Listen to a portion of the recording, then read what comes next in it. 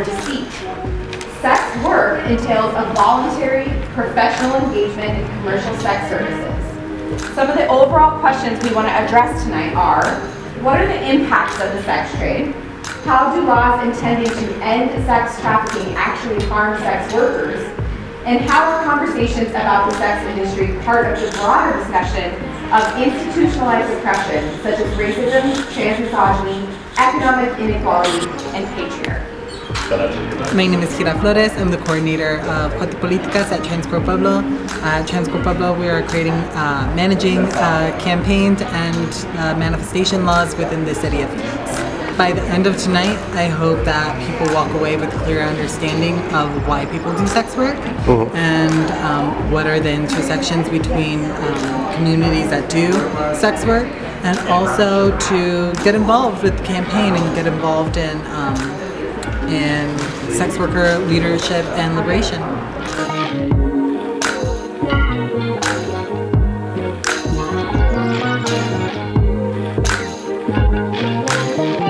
My name is Gabby and I'm a data steward at an insurance company. I feel like there's not enough discussion around what is the sex trade and also how close it is to everybody. I'm very surprised when I read stories where I hear of things happening that are almost in my backyard. So I'd like to be part of the conversation and then spread that awareness. Just that this problem happens not only in other countries, but a lot in the United States. And so if we choose to be blind to it, then that means that we're not helping, we're actually part of the problem. But the idea that all sex work is inherently harmful, I believe, is the mainstream perspective, and the best way to address that issue, not my perspective, the mainstream perspective, is to criminalize all of the buyers of sex.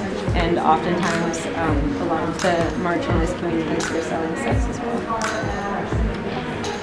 You know, we were talking just recently about Centoya Brown. Have you all been following that a little bit? She has a new book out. It sounds phenomenal, by the way. And she was talking about how, in her mind, as a young woman, she was absolutely doing what she was doing consensually. That's what she believed at that moment. Now she doesn't see it that way.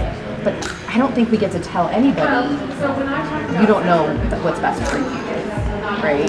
And I think we tend to get in this weird space when it comes to sex work about my morals being placed on this other human being. Yeah, part of the reason we have so much sexual shame is because we have zero sexuality education in most of this country. So, only I think it's 14 states require medically and scientifically accurate sexuality education in this country. Arizona is not one of them. I'm a Streetlight USA, and we do connect with volunteers. We do a screening process that's pretty thorough, like a background check and things like that. But we do have lots of opportunities for volunteers that do want to give back to, specifically with Streetlight, it's adolescent victims of sex trafficking, where you can do little things around the campus to help make it a better place for them to live, to really make them feel at home.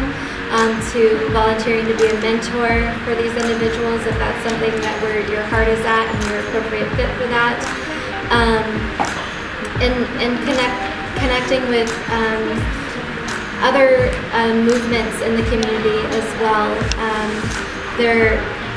As soon as you hear about an event or a community where it's talking about sex trafficking and trying to inform the community, get involved in that and see what you can do, volunteer there. So there's lots of different things that you can do.